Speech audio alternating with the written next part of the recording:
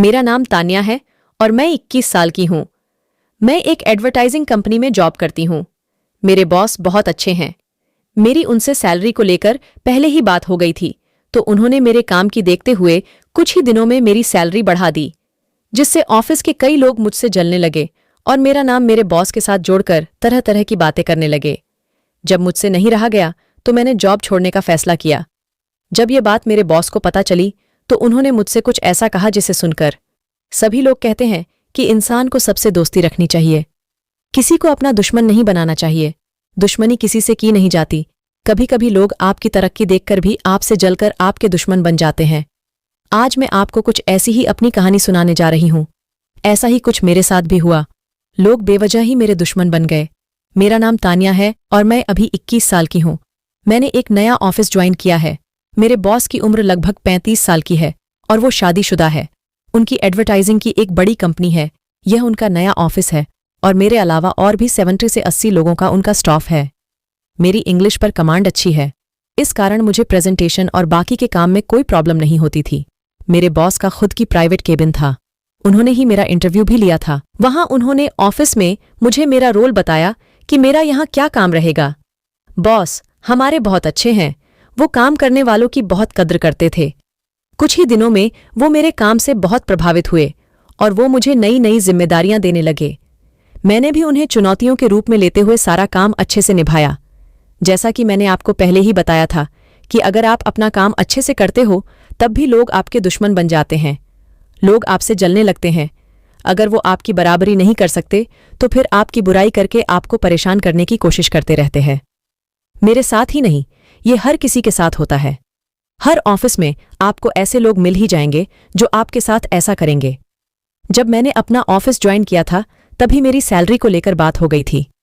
तब मेरे बॉस ने मुझसे कहा था कि अगर आपका काम मुझे अच्छा लगा तो 6 महीने बाद आपकी सैलरी बढ़ा दी जाएगी।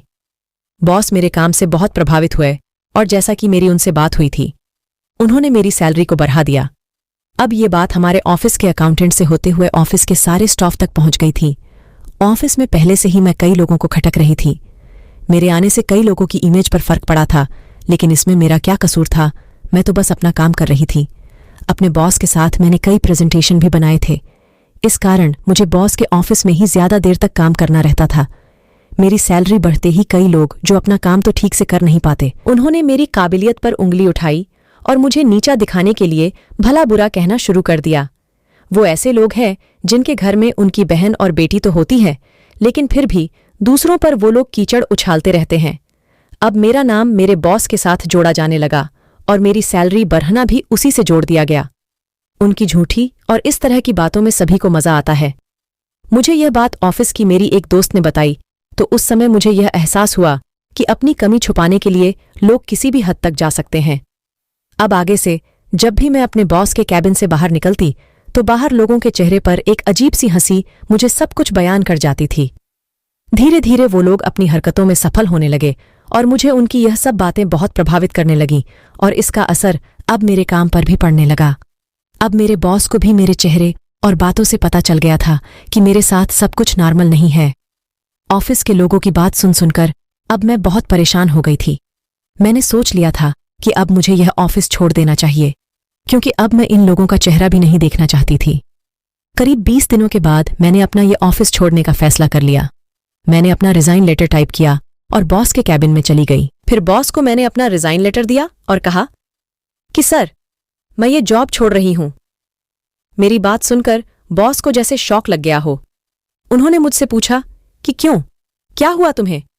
किसी ने कुछ कहा है या तुम्हें कहीं और जॉब मिल गई है?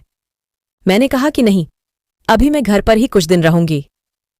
बॉस को मेरी ये सुनकर बड़ा अजीब लगा। उन्होंने कहा कि मैं पिछले कुछ दिनों से तुम्हें देख रहा हूं कि तुम कहीं खोई खोई सी रहती हो और इसका तुम्हारे काम पर भी असर हुआ है। क्या हुआ तुम्हें? अगर तुम चाहो तो मुझे बता सकती हो। मैंने बोला कि कुछ नहीं सर, मैं ठीक हूं। बॉस थोड़ी देर चुप रहे, फिर वो उठकर मेरे पास आए और मुझसे कहा कि देखो, अगर तुम्हारी पर्सनल लाइफ में कुछ प्रॉब्लम है तो तुम मुझे बता सकती हो, अगर तुम चाहे तो। तुम अभी बहुत छोटी हो। हमारी लाइफ में ऐसी बहुत सी बातें होती हैं जो किसी को बताने पर सॉल्व हो जाती है। फिर वो बोले कि बॉस, नहीं तो अपना बड़ा भाई समझकर ही मुझे बता दो कि क्या बात है। उन्होंने जब ये कहा तो मेरी आंखों में आंसू आ गए। फिर मैंने उनको ऑफिस में चलने वाली सारी बातों के बारे में बताया। मेरी सारी बातें सुनकर उन्होंने कहा कि तो तुम भागना चाहती हो, वो भी झूठ की वजह से। बॉस ने कहा कि वो कौन है, मुझे अभी बताओ। हमारे ऑफिस में किसी भी तरह का हरास स्वीकार नहीं किया जाता है, मुझे अभी बताओ। मैंने उनसे कहा कि ऐसे मुझे किसी ने डायरेक्ट नहीं कहा। फिर उन्होंने कहा कि अच्छा जाओ, लेकिन मैं इतना गारंटी से कह सकता हूं कि जहां भी तुम जॉब करोगी वहां भी ऐसे ही लोग तुम्हें मिलेंगे। ऐसे लोग हर जगह मिलते हैं। जब इंसान सफल होता है तो ऐसा ही होता है। पहले लोग तुम्हारी बराबरी करने की कोशिश करते हैं, फिर जब वो आपकी बराबरी नहीं कर पाते तो वो आपकी बुराई करते हैं। फिर भी अगर तुम्हें फर्क नहीं पड़े और तुम अपना काम करती रहो तो वो हार मानकर चुप हो जाते हैं। अगर तुम्हें अभी भी नौकरी छोड़ना है तो तुम जा सकती हो, लेकिन जब तक तुम कमजोर बनोगी और लोगों से भागती रहोगी तब तक लोग तुम्हें भगाते रहेंगे। उनकी बातों से मुझ में एक नई शक्ति आई और अब मैंने अपना फैसला बदल दिया था। मैं अभी भी उसी ऑफिस में ही हूं, लेकिन कई लोगों को ऑफिस छोड़कर जाना पड़ा। उस दिन के बाद मेरे बॉस बहुत सख्त हो गए थे। आखिर इस तरह की बकवास से हर भले इंसान को फर्क पड़ेगा तो शायद यह उनका तरीका था सबको चुप और सबक सिखाने का। इन सब बातों से मैंने बहुत कुछ सीखा कि इस दुनिया में यदि बुरे लोग हैं तो मेरे बॉस जैसे भले लोग भी हैं। यदि आप अच्छे हैं तो आपका साथ देने भगवान किसी न किसी को जरूर भेजता है। दोस्तों, आपको मेरी ये आज की स्टोरी कैसी लगी? कृपया कमेंट में हमें जरूर बताएं और ऐसी ही इंटरेस्टिंग स्टोरी को सुनने के लिए प्लीज इस चैनल को लाइक, शेयर और सब्सक्राइब करना ना भूलें। मिलते हैं नेक्स्ट स्टोरी के साथ।